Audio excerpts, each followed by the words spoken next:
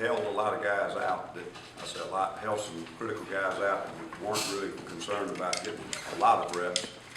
Overall, it was, and as far as the young guys, I thought it was very, very iffy.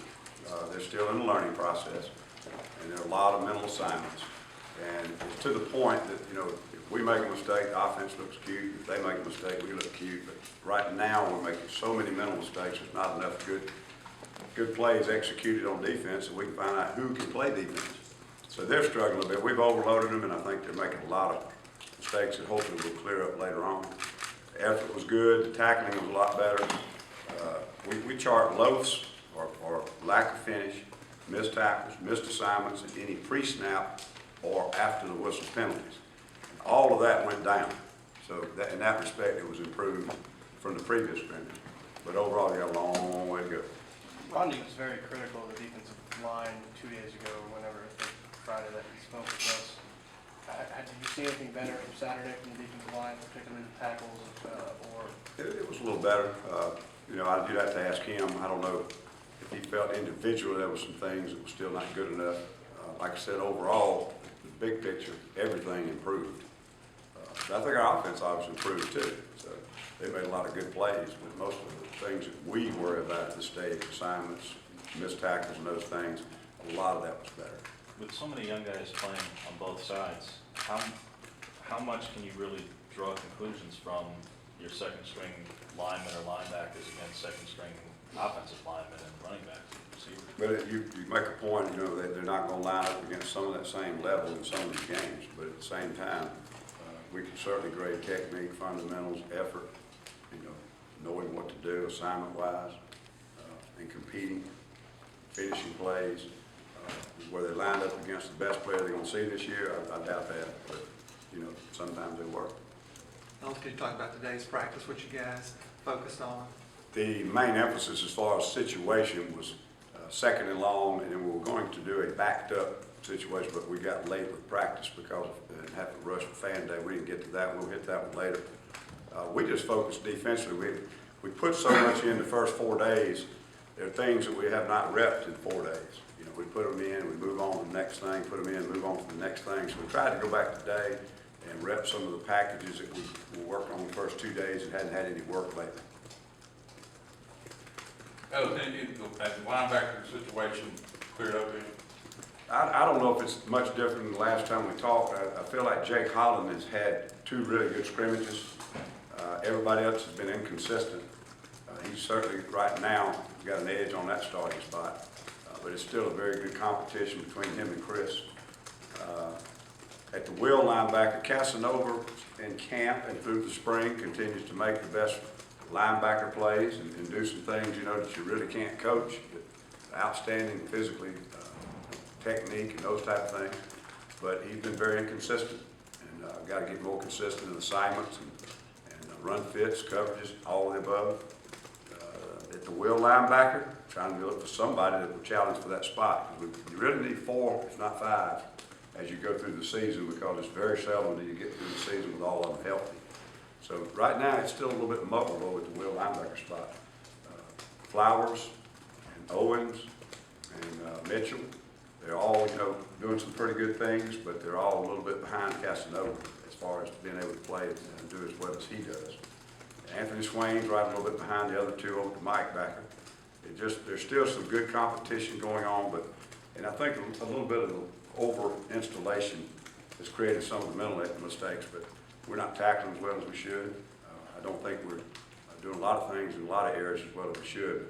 Other than Jake kind of edging out Chris for a little while, it hadn't changed much. What is it that Chris hasn't done in the past week to take more ownership of that starting job? It's as much Jake's improvement as it was anything Chris did.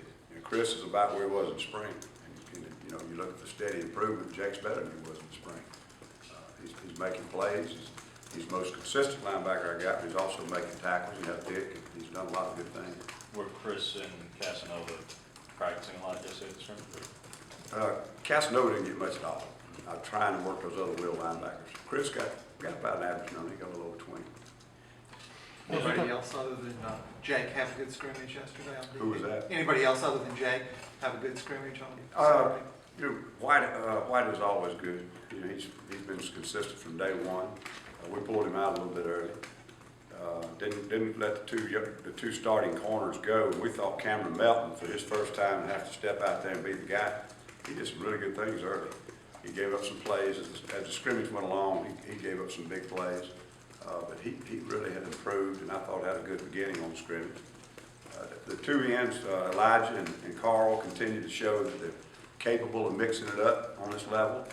They're misfitting a lot of runs and haven't come up with a lot of big plays yet, but they physically are playing very well and holding their own in the box. So I think they're coming along well enough that we're going to be able to play those guys sometimes and hopefully early. Get a status update on Justin Garrett. Heard he was had a walking boot. Yeah, he's got I don't know if he got stepped on or got kicked, so they're evaluating that now. Don't know anything in detail about it. He obviously didn't practice today, but don't know anything about the seriousness of the time frame. So you don't know if that's something for the long term, short term? No idea.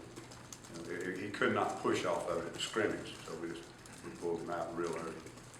Was he was 100% going into the scrimmage? Oh, yeah. Okay. Well, you know, he had that little knee bruise the other day. Yeah. And so he missed a practice about 5 days ago, but that was just about back to full speed. But this is the other foot, it's opposite.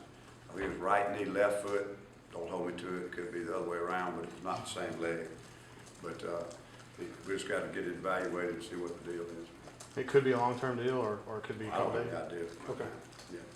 So We had to pull him off the field yesterday. the reason was the primary star then yesterday. He played most of the reps, and we took the opportunity. You know, the good thing when you have one of the older players out is that you're getting a lot of good practice time with those young guys. And sometimes the action out there looks pretty ragged, but the fact of the matter is right now it's about getting individual players better and better, and hopefully having some that can help us play on Saturday.